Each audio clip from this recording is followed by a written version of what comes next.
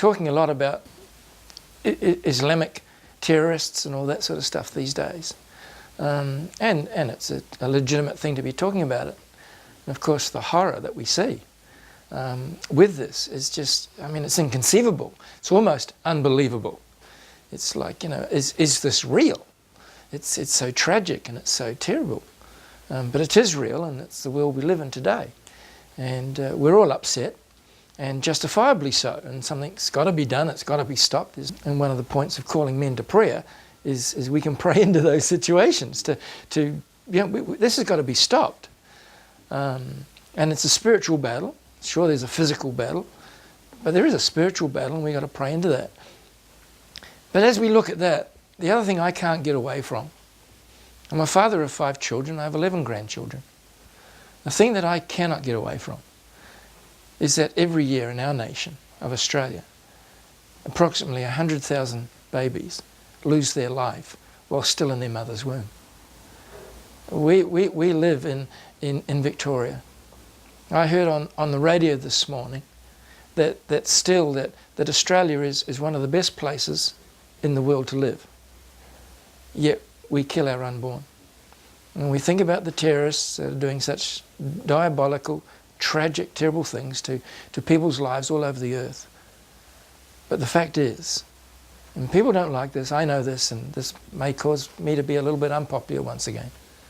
The fact is that we're like an urban terrorist when we're killing babies in their mother's wombs. It's got to stop. And we live in a state that has some of the worst laws on abortion in the Western world. We're slightly outdone by Tasmania, I think, but who's counting? When we can, in this state, take a child a day before full term, and the law allows us to take that baby's life. It's not right, it's wrong.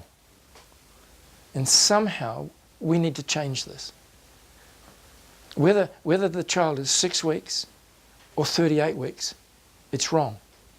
It's an unborn human being who has the potential to bring greatness to this earth.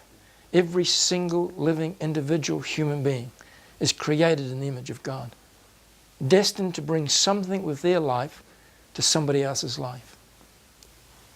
And when we kill these children, we're robbing not only those children of life, we're robbing their families, we're robbing the community, we're robbing our nation something great. We're robbing them from a person created in the image of God. It has to stop. We have to stop it. In Jesus' name, I'm telling us, it's got to stop. And we need to get on our knees and we need to pray. We need to write the letters, we need to speak to politicians. And if it means that we've got to change a government, to bring a government in that's going to bring in righteous laws, that's going to be just for unborn children, then we need to do it. We've got to stop the killing of innocent unborn children in their mother's wombs. It has to stop.